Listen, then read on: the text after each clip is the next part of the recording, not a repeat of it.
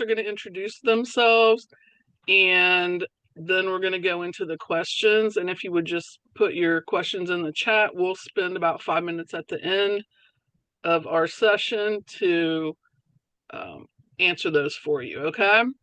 So everybody ready? So Sierra, did you want to start off? Yes. Hello, I'm Sierra Burrows, and I'm from the Holdrege Area Public Library in Holdrege, Nebraska. And we are a small but mighty rural library doing big things with STEM and STEAM programming. And our library actually serves the entire county. So we're not just serving our town. So we do have a total population of close to 10,000 people that we serve. And one of the most exciting projects is our Teen Science Cafe, a program that is led by teens, and it's designed to bring in real-world STEM experts for interactive presentations. And we also offer a ton of different hands-on programs like robotics for all ages. We do science-themed maker projects, a lot of STEAM-based crafts because we do like to add that art into those, which is really fun. And then that's for all ages. And as part of we have a big summer program that we put on, but also in the off season, which is our fall and spring, we do still offer after school programming almost every day of the week. So thank you for having me today. Okay, and Alonna.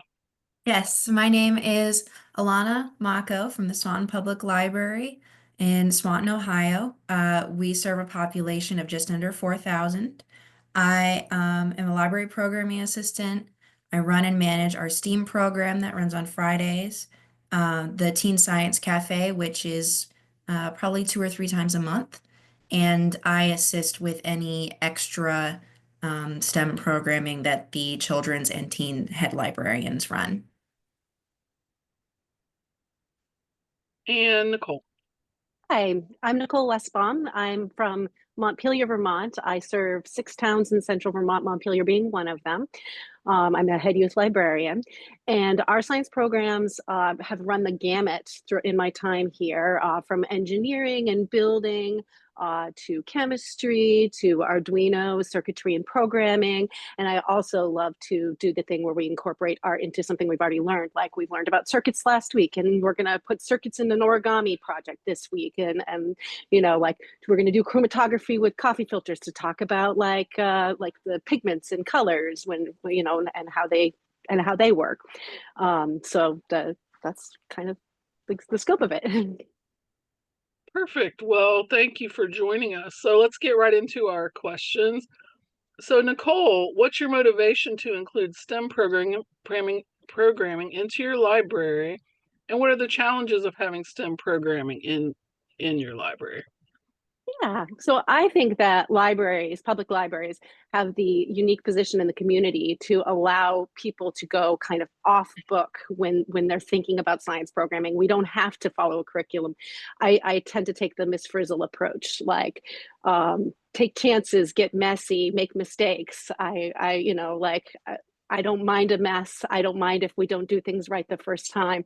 And so some of the challenges I've seen is like with this kind of thing is overuse of supplies, because of the fact that kids like to take things too far. And, you know, if we don't have enough adults, like we might plan plenty of supplies for a program, and then one kid goes and uses all of the glue that we had planned for slime or that kind of thing. Of course, messes are always something that is a challenge. It's always an extra something that you have to build into your day, is what kind of a mess science programming could bring for you. Let's see, not having the right tools for what you need, or not anticipating the right tools. But by and large, when we've had things go wrong, we often see it as like opportunities to talk about the fact that things aren't perfect in science, like things aren't perfect in life. Like, oh, we didn't have the right tools. How are we going to get this toy open that we wanted to look in the inside of? So things go wrong, but we still learn from them. Okay. Sierra, how about you?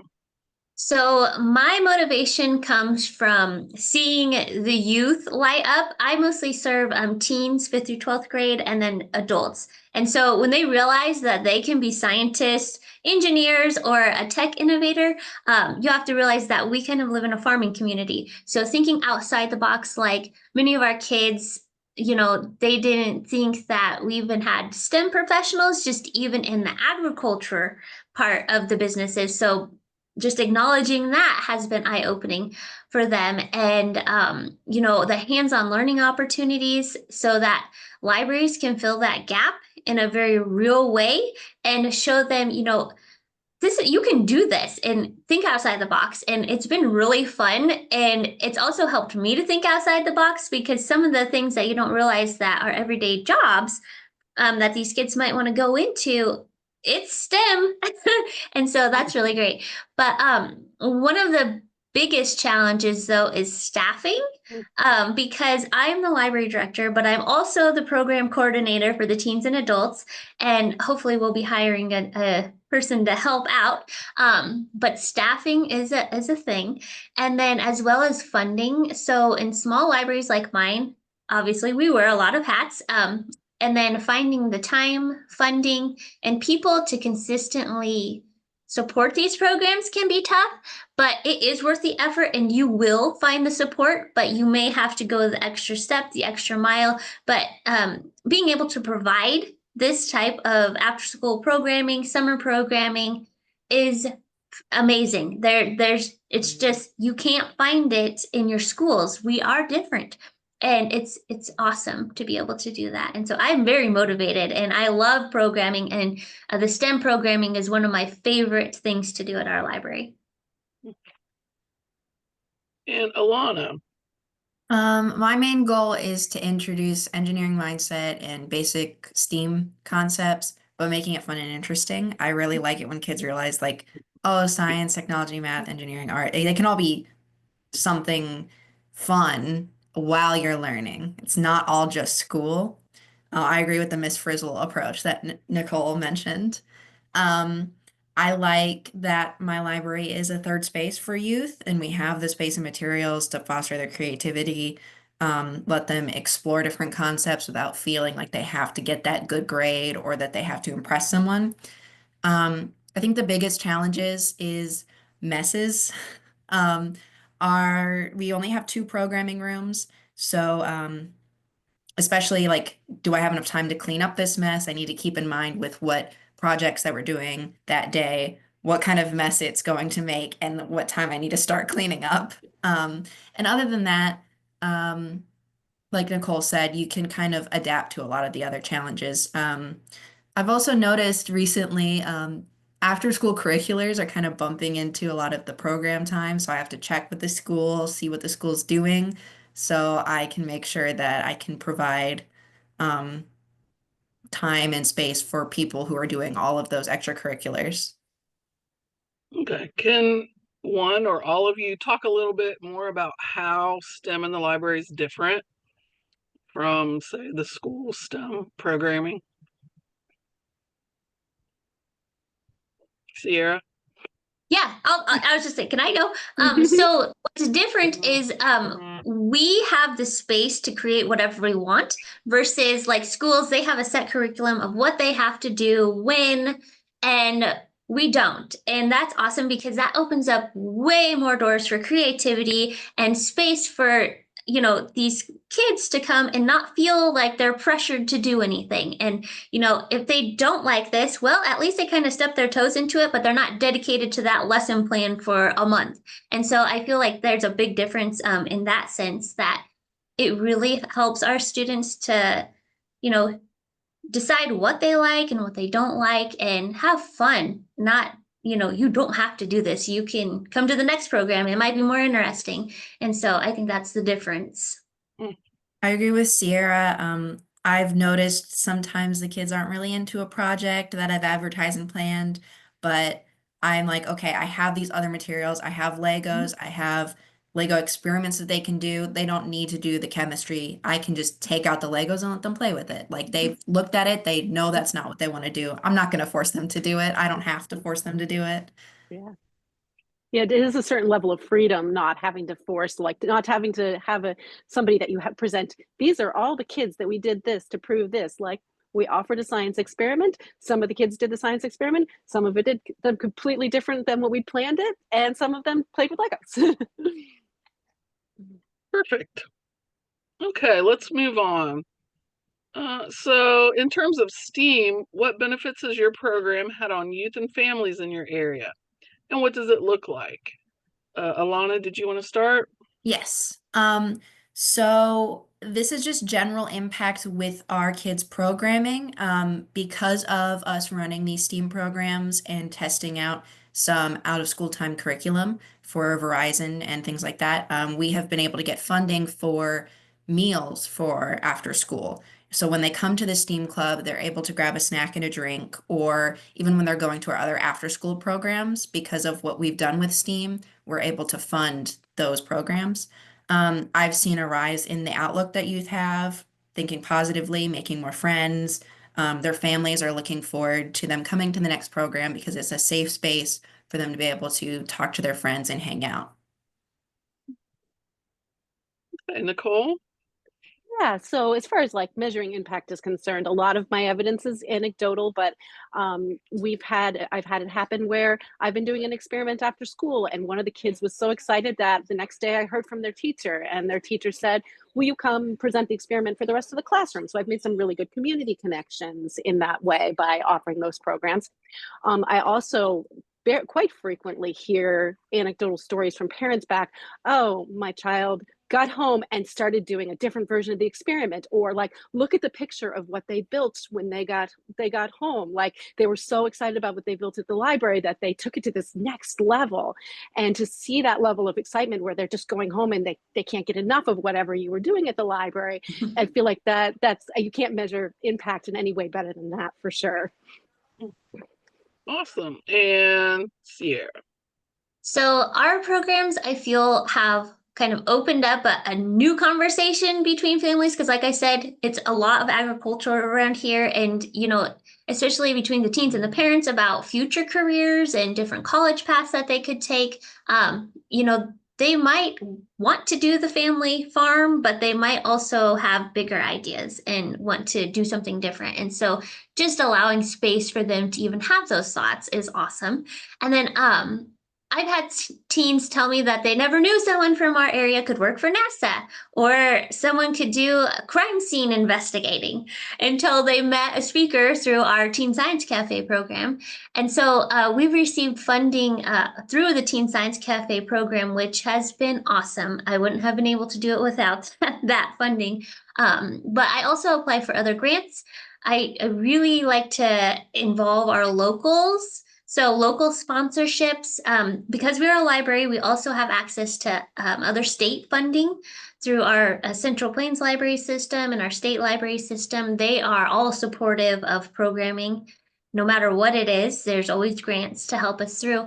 And so we're also trying to start to look at how maybe we could build more of an entrepreneurship lane into our programs. That way we could even bring in more local businesses and to help us out with funding, or maybe they would be a speaker and provide an activity. And so really reaching out to those folks. And then one example too is we're exploring, ways to tie these STEM skills once we kind of have them into doing different programs with them, like Nicole was doing, turning something into STEAM or using these skills and creating a makerspace out of it, or different things like that. One thing leads to another thing, and it's just amazing. And you can do a lot of activities if you do have STEM products. So if you have like a Raspberry Pi, I don't know if you all know what that is, that has thousands of different activities that you can do. So even just finding someone to fund those Raspberry Pis or the microbits, you can do tons of different things with those. So thinking in that sense too, if you don't have a lot of funding, going big with small things. Can you talk a little bit more about the Raspberry Pis? Some folks might not have heard of that. Yeah. So a Raspberry Pi, it looks like this little, Nicole, can you hold yours up? Get a visual. Or Nicole, whomever. Well, Nicole has the machine, the Yeah. kit. So I'll have her hold it up. So we've got all of the little pieces here. Here, let me see if I can hold up this with all of its little components. And then And this so, is yeah, the the ones outside of the that, box. yes, yeah. So the ones that we have, you can hook it up to a monitor or a computer, and it's like a computer. And then you can do a bunch of coding with it. We also have extensions to where you can code it to water a plant. There's an Yeah, it's so agriculture cool. Yeah. packet. Very cool. And so you talked about entrepreneurship, and you have that built in as well, don't you, Alonna? Yeah, I'm introducing a few more entrepreneurship programs, and I have a really close relationship with our Chamber of Commerce. So I've been bringing in local businesses to help with the STEAM Club and introduce them to the kids at the Teen Science Cafe, and kind of get the conversation started with the kids so that they can think about what they want to do in the future. And especially if they want to start their own business, there is a lot of small town woman owned businesses here. So just them being able to see that it is an option and someone very local to you is doing this currently is very important, I think. And can you talk a little bit about, I'm kind of putting you on the spot here, so about, you know, the clear connection between STEM and entrepreneurship? Um, Besides the fact that it's math normally, it's just STEM kind of teaches you problem solving skills, and it's an easy way to teach problem solving skills because when you're doing a science experiment, things are going to go wrong. Just teaching that mindset helps lead into being able to build an entrepreneurial mindset, makes it easier for you to problem solve when something goes wrong at early stages in your business. You'll think back to your STEM skills and you'll be like, I can still fix this. So you don't give up as easily. I've noticed that with the kids, they don't give up as easy anymore. Okay. And of course you have to feed kids, and who said they got a grant to feed? You did. And I know we use Children's Hunger Alliance to provide meals for kids after school. Is anyone else doing anything different besides those two type of things? Kids like to eat, so if you don't have that embedded in your program, you might consider that. I've noticed with Teen Science Cafe, if we advertise pizza party on the poster, the kids are coming. Mhm. Okay. And so let me see if we're ready to move on yet. Can you talk just a little bit more about your funding? I mean, I know we have some little things. For example, we have a little National Science Foundation grant that we're going to use to do a book club this summer based on pandemics that include science experiments, data analysis, and things like that. So can you talk just a little bit about funding so folks can get a couple little ideas? I've gotten funding from multiple sources. I've had the really good resource of both the Teen Science Cafe staff and the Ohio After School Network staff, and they help me find what fits best for my library. But also, luckily, on our board, we have someone whose job it is to look for these kinds of grants. So she's assisted me with finding what's going to work best for what I need, what's the easiest to sign up for. Um, Most of the grants that I've had have involved testing, some curriculum, or like opening a teen science cafe, getting more kids in, bringing local businesses in. So it kind of like just that headway into this world, with the extra provided funding really helped. Okay. Anyone else? So we Okay. have, Sorry, I go was ahead. just gonna quick tell you, we have like three new very large businesses coming in. One of them is an aviation fuel plant. Another one is they're going to be building a plant that grows sunflowers, and they're gonna process the sunflower seeds to make other products. And so, just even that, just connecting with your locals, there's your funding right there, for them to possibly harvest some new employees in the future. I think that for them to invest in our programming, there's your funding. So think of it that way too. For this summer, Uh, we've got local businesses donating. We got pizza places donating pizza. We have local Yeah. businesses funding gift cards for Panera, stuff like that. So yeah, that the local businesses is definitely a good way to get funding. Very nice. And one other thing I'll suggest is we grow a pizza garden in the summer, and that just opens up a lot of doors for STEM. So consider that. Also, 50 states, all 50 states have an after school network. And if you're not involved with your state's after school network, I encourage you to find them and get on board with them. Okay, let's move on. So next question, how do you see libraries partnering in the after school space, and what do you hope for the future partnerships to look like, or what advice would you give for partnerships? Sierra. So I think, and what I'm trying to do is our library has not been on board with 21st century libraries, and we're slowly introducing that, hey, we're not just books. You can come in and check out a kit to observe pollinators, or so we're really trying to build on this. So I'm really trying to promote that libraries are natural partners for after school programming, especially in our rural communities where we may be one of the few safe, definitely free and welcoming spaces for our youth. And the only other place really that does after school programming is our YMCA, and they charge. And so we do offer that free programming. And I've had a lot of success partnering with our local schools. I will send them our flyers that we're doing, and they will send those out to all the students. Our 4-H extension has been awesome. They will come and do free programs. They will provide all of the stuff for it.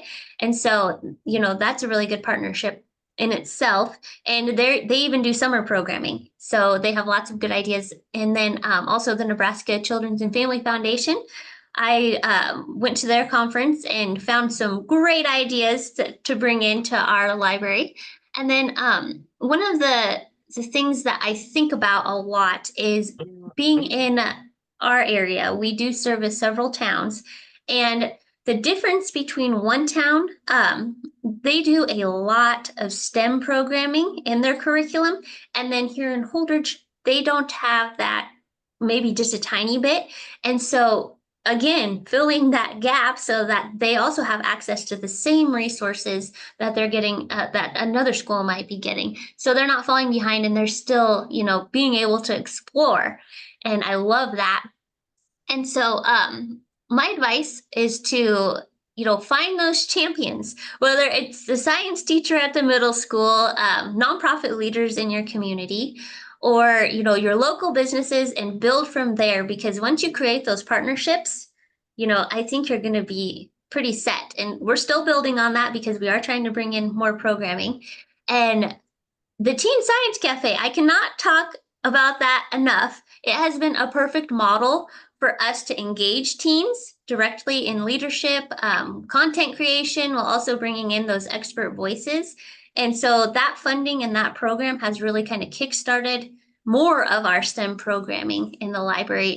It's got teens interested in it. And so now they're like, well, what else are you having? And so there's a lot of partnerships that are available. And then we definitely are a good partner for after school programming.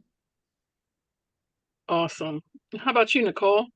One thing that I've done in the past that has been a really low effort, high impact is to be a host site for lifting up other people's work with after school programming. There's a local art studio that we partnered with numerous times, and they'll do something like they'll have an 8-week class with the kids where they learn how to build a sustainable city, and they build a model out of Legos and other supplies of this beautiful city, and then they answer questions about why they chose the way that they did. They have experts come in, and like that are generally the parents of the kids come in and volunteer, and they come in and teach a class once a week. They'll have a different expert, and then the kids will build the city together, and then they'll need a place to show it off and to talk about it. So they'll bring in like this project that they've been working on, and then we'll host an open house where the kids can talk about the choices that they made. So like all I do is make the connection to be a host site for them to lift up the work that they're already doing. And then another partnership, I mean, we have the after school program at the local public school comes down at least once a week and participates in our after school programming. They'll have a group of kids who are like, I just need a trip to the library today. And they'll voluntarily come down, and some of the kids will read books and some of the kids will do whatever our after school programs are. Is there any planning other than scheduling on what you're going to do with the kids when they come to the library? Nope, they participate in whatever we are already presenting for programming. Yep. Nice. Yeah, and it's usually just a great value add to the whole thing. The kids who are in the after school program and the kids who are unattended in the library, or younger kids who are there with their parents, all interface in that on that level. Oh, that's awesome. How about you, Alonna? I currently do not have any direct after school like programs coming to the library. I'm open to hosting both open house or specifically creating a program for these kids in the program. Most libraries have makerspaces, materials for programming, rooms to host if someone else wants to come in and do them. And librarians are very good at researching. So if you have questions about activities, oftentimes we'll have a backlog of activities that we've done, or we're able to find activities with whatever materials you have. So I just say talk to your libraries, see what they can provide. Every library is a little bit different, but don't be afraid to reach out and ask. And you're doing Teen Science Cafe as well. Mhm. Do either of you who are doing Teen Science Cafes, we're involved in that as well. We love it, and we're trying to scale it down to our younger kids as well. Talk about any hiccups that come with that, or just kind of what happens in a Teen Science Cafe. I know there'll be a little presentation about it, but you're the ones that have to implement it. So Sierra, I think you've been running it for longer, so if you'd like to go first. Well, I do have to point out that we did have one hiccup. We brought in we did it on Zoom, and it was an archaeologist program, and we worked with a big museum out of Omaha, which they mailed us the kit, and we got on Zoom. Well, I had sand so that we could, sift through to find the bones with the gal on the TV. And the sand that I got donated was from our local sand and gravel place, and we actually found cat poop in our sand. So maybe if you do something like that, make sure you check for things like that. But one of the hiccups, like tomorrow, we are participating in the STEM Fest, and we had this all planned out. I had lots of kids signed up for it, and now we're about down to half because the school now is having their evening with the arts, which is middle schoolers and high schoolers. So, scheduling it can be a thing, especially when you're going against schools and that sort of thing. And there's nothing you can do about it. Sometimes they might have to change a music program date, and then it just happens to fall on your program date. So you just have to, in our motto in our library, even if you have one or two attendees for your programs, that's still winning, because that's one more person that got to experience something different and unique. And so thinking about that, but also the other thing I think about is, so every summer we have a theme. So this year's theme is art. And so incorporating STEAM into that, for our Teen Science Cafe, we're going to do animation. And so that's something that you wouldn't think about, science, that sort of thing. But so we're going to do stop motion animation. And then if you just look online, there's lots of resources. There's an author of a book called The Dot, and he has a program called Animation-ish that you can sign up for, and it does fun activities to do just digital animation. And so just gotta think outside the box, but librarians are really good at that. Mhm.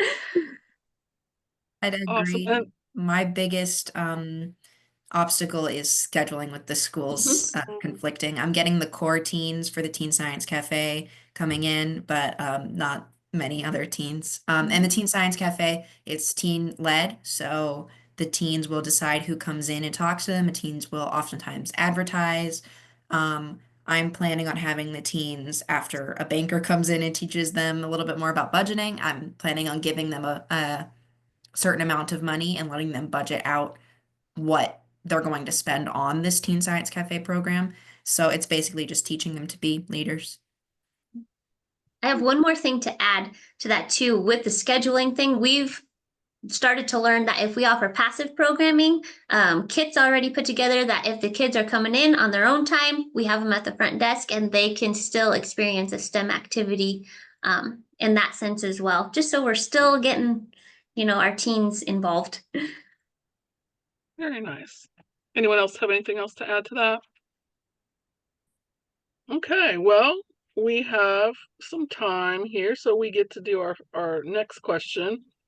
So let's focus on literacy and how you feel literacy and reading skills help to strengthen STEM skills, and how are they interconnected, or are they?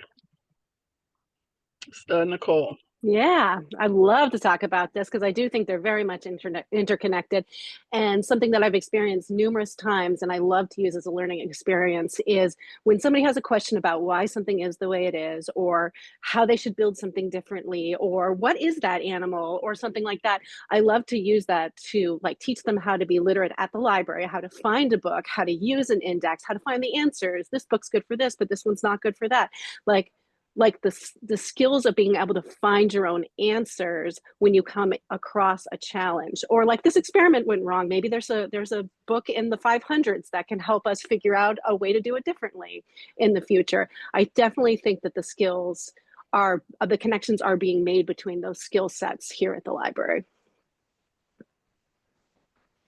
And how about you, Sierra? I will 110% agree with Nicole. That was great. Yeah, literacy is the foundation for every STEM discipline, if you really think about it. And so whether it's like reading the scientific text or just following instructions on how to build whatever you're going to build, or create whatever you're going to create. So even, communicating your findings with someone, like, oh, this is what I learned and I want to tell somebody about it. And so strong reading and communication skills are essential. And at our library, we have intentionally mixed some literacy and STEM. And so our children's librarian is trying this out. She's calling it Stories in Science. And so it's kind of like a little book club that, it leads into a science-related experiment or inviting a STEM expert to come in to do the reading of the book beforehand. And then she does a very related STEM project afterwards. So she's connecting the story to the science. And that's really awesome, especially starting, she does like 3 to 5 year olds. And so even starting that young, they are building those connections at that time. So that way, as they move forward with their lives, they have those skills. And so again, another reason why it's so important for libraries to be a part of this after school programming and including STEM. It's just amazing. And people don't think about that big connection that we have. Okay. And so I would encourage you as well to check into the National Science Foundation, because the book club I described is just that.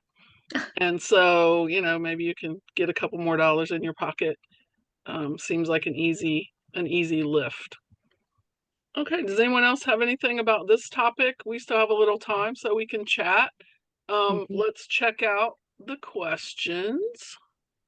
And folks, if you have questions, feel free to unmute and ask them, so we can hear your voices. And I guess one other thing that I would say about the connections between literacy and science, since we have a few moments to chat, is that our local middle grade book award does like a whole teacher packet where they make science and technology connections to whatever fiction books are being presented to the kids to vote on that year. And it's a fabulous way to, like, if you have a book group, or if a kid loves a book, like, look at some of the experiments in the back of it.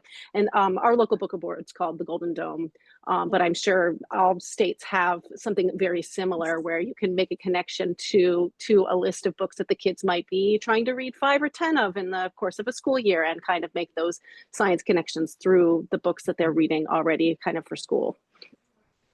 Our local first grade puts out I guess it's their final project for the year.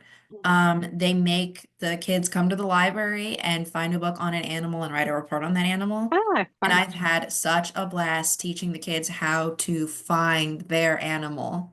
Mhm. It's a lot of fun, like them realizing that look like they'll find it. I'll kind of push them towards it a little bit. They'll pull the book, they'll realize, oh wait, I don't need this one, I need a different one. So then they'll Yeah. go back and they'll remember how I taught them and they'll find the book that they need. Yeah, and like identifying a text that like what's going to be useful for the purposes Mhm. of the scope that you're trying. Like if it's just a wall of text and you're in first grade, like seeing that and realizing this isn't the right book for me, like that's a huge skill. Yeah, we just got a grant through the UNL extension, and their theme is all about biodiversity, and so I'm incorporating that into my science programs. But they did provide a bunch of books, which obviously gave me lots of ideas because there's one about bats, and so you know you can have someone come in to talk about bats or fish. You could have your local game and parks come in. There's just so many different connections that you can make that it's endless and it's great. Absolutely.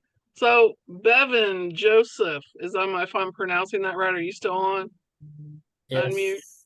Yes, Would you like to talk a little bit about your entrepreneurship partnership that you're working with? yeah. So I'm Bavon Joseph. I'm based in Chicago.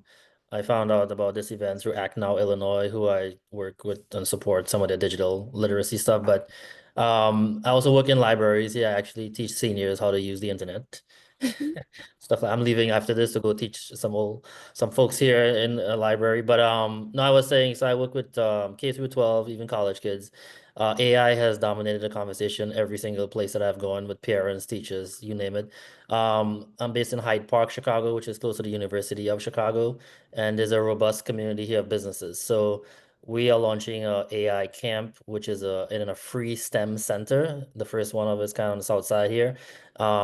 State-of-the-art technology, VR headsets. We'll be taking high school kids and using the VR headsets to actually have them do mock interviews. So for really like they can sit down with Mark Zuckerberg or anybody and be interviewed by that person. So but we're partnering with the local Chamber of Commerce to say to them, our students are going to revamp your website, build an AI agent. So we're teaching kids like consulting skills in the process, people skills, soft skills, in addition to learning the AI and helping move businesses along. Because small business owners are super busy. They don't have the time or the resources in-house to build all this technology that's moving really quickly. And the last thing I'll mention is AI is now a separate conversation outside of traditional STEM as well. Awesome. Thanks for sharing that. Does anyone else have any questions or comments? Do you all have any thoughts on AI and integrating that into what you're doing? I know it's still kind of a Looks like there's a question in the chat. by whom? Hold on. Say it out loud. Where is it? Oh, sorry, I have to navigate over. I can do it. It said, earlier you had mentioned that all states I see. after school network that you'd recommend looking into, reaching out to. I did a quick search and for our state, oh gosh, now they're testing me. Am I? Michigan. Michigan. There's a lot of after school networks. Example, interstate, I see Michigan after school partnership. Any recommendation where to start with reaching out? So actually, if you guys don't mind, I can take this. So I'm actually with Vermont After School. So Vermont After School is like Vermont's after school network. And so the people hosting this Ready STEM Go conference are with after school networks. No one is with Michigan's, but we can connect you to like the Michigan After School Network. In terms of like Google searching, I'm not sure what their actual title is, but if you want to reach out to any of like the hosts of the Ready STEM Go conference, we'd be more than happy to help you reach out to your after school network. Since we'll be able to kind of figure that out so you don't have to sort through Google. And I know I'm looking up her email address right now. I actually have it. perfect. Thank you. And I'm going through looking it up right now. So just give Thanks, me Sheila. a moment. Perfect. But if you look at your after school networks, we're with Ohio After School Network, and just the resources and the opportunity to advocate for after school. There are just so many opportunities to work with folks who are like-minded, which makes it easier. And I will say that's how I met Liz and Alonna, because Try Sierra too. And Sierra too, right? Of our work with the network. So I love libraries and super excited that they are a part of the out of school time world. I would like to open it up to questions, but first, not to put Liz on the spot, but Liz, I would love a little info about kind of where you're coming from and what kind of you're doing in the library world, because I feel like people are probably a little interested in that, because Liz isn't just our moderator, she's also in the library world too.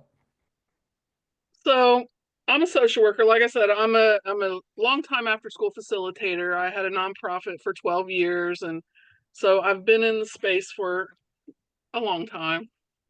And I've only been with the library 2 years. This is my first library job. And so I came to the library to manage our homework help program. And I'm an after school provider that I was a 21st century grantee. And so I'm looking at the foundational academic support. I'm used to serving kids that are under-resourced, families that are under-resourced. So coming to the library, homework help is a great activity, but homework help is not a program. So we've been trying to align our program that is situated in the library with after-school best practices. And so that presents interesting because it's easy for us to get siloed in the library because, you know, there's all kind of enrichment going on in the library all the time. And so figuring out how to collaborate, because I think libraries don't always collaborate in-house very well. And then you bring something a little different, you know, where folks might say, oh, this is duplication of services. It's like, no, it's layering of services. All of our stuff is tailored towards Ohio learning standards. And, you know, I'm here to make the case for, you know, having after school programs that are aligned with after school best practices in the library, because we're all serving youth and you can't really separate youth from their education. And so, you know, a lot of folks, we like to do random fun stuff, but the program that we are, and we have random fun stuff in our library, and our particular program is really targeting that, like I said, that foundational versus recreational learning. And so, you know, we might have the Ozabots out, and then little Leo moves beyond that. And so he goes beyond the Ozabots, and now he's online coding and creating games and things like that. We have a lot of, one of our sites, particularly, we have 7 sites specifically skews towards Spanish speaking families. And so, you know, we're just trying to fill the basic gaps in foundational knowledge that allow folks to really access everything that the library and that the community has to offer. So we're trying to figure that out, but and trying to figure it out, even if you're not a big system, you know, we're a bigger system, but even if you're a smaller system, there are things that you can do to align your activities with after school best practices. And that's an equity-based approach. So if you can get your program around that, then you're probably gonna deepen your program just a little bit. Someone has a comment. I need something to grab the attention of students so they engage with the programs. I've noticed that the biggest thing that grabs the attention of students is other students. So if I even get one kid in the library for a program, it's happened multiple times where they have told their friends, hey, this program's pretty cool. I just try and be conversational with them, talk one-on-one with them, be open with them, and remind them, hey, this is happening next week. You might be interested in it. I know you like anime. I know you like art. I know you like doing chemistry or plants. And I try and bring them in that way by just letting them know that their friends who like the same things as them can come in and talk more about it. I'd like to add to that. So in our library, our front desk staff workers are very major keys into reeling those teens in, because they'll stop them when they're coming to the door and say, "Hey, we have this program coming up. Would you be interested in this?" And just that little conversation might get somebody signed up, and just telling them about it, because they're not going to stop at the front desk and look at your newsletter. Yeah. So you got to just tell them, "Hey, we have this going on. Would you be interested in coming?" And so, your front desk staff too are going to be key to getting, kids interested, teens interested, and, adults even, for just your general programming. And I'd like very to add on to important. that, like having a physical example of something you're doing for somebody to play with. Teens, middle schoolers, little kids can't resist playing with a thing. Like if you've got a squishy circuit assembled, it's a little kitty cat with glowing eyes, they're going to stop and they're going to poke it and they're going to be like, "How does it work?" Like if you've got a pop-up card that has a light in it, they're going to stop. So if you have an example of something that you've done for them to look at and play with, that's going to draw them in. So they're stopping and they're talking to the desk staff and they're playing with whatever's on the desk. You can also let your schools know that the program's happening. Our school sends out a notice on the parent square, I think it's called, and we also send posters to the school. And relationship is everything. Kids at the end of the day, they don't really come for what we're doing. They don't really care. They come for the people. And so the better your kids, then the more likely they're going to submit to your influence, and come and try what you're going to do. And at the end of the day, if you're in a relationship building phase, get out the beads and make bracelets. That's a perfect social emotional activity that helps those relationships start to develop. And if you have a partner like the Chicago Bulls, like Bevan or whatever, you could get a lot of kids. Vermont doesn't have any sports teams, so we're a little stuck on that. That's pretty cool. Any last questions? We have like a minute left. Any lingering question for our panel here? Okay. So I put the emails up, and I'll do that again. But any last thoughts before we close this out? Any last thoughts from any of our panel members? This was amazing. Anyone have any last kind of things they'd like to say? Can I just throw out there that if you are like just starting your after school program or right in the middle of it, do not give up. Just if one thing didn't work, you can either try it again, or the teens will tell you. Like we had a program about NASA, and they just told me, "None of us want to go to the moon, so let's just not have." So they'll tell you what they like, what they don't, what they like, and you just kind of roll with it. So just don't give up, even if it's something you think is interesting. They might not like it at all. Yep. Hang in there. Try something different. Throw some life modeling skills. Sorry. Modeling that behavior of like not giving up that we want to see our kids do when they're doing science programming, where we keep throwing out different things, and maybe some people will try it and maybe they won't. Wonderful. Okay. Thank you so much, panel. Thank you to Liz, our moderator. And thank you to Sarah, Alonna, and Nicole for your lovely conversations and thoughts. It was great for me to listen to, and I'm sure our participants, we see a lot of nice comments in here. Great job, team. Thank you. Great presentation. So thank you all. Someone learned a lot. So thank you all. When we close up this session, you will see like a little feedback survey. So go ahead before you head back to the lobby for the next session, fill out the little feedback survey. And then the next 3 sessions will start on the hour. And we have North Dakota's Gateway to Science, Workforce Readiness, and STEM Youth Voice. We also have Social Emotional Learning in STEM. That's from the Spark Shop.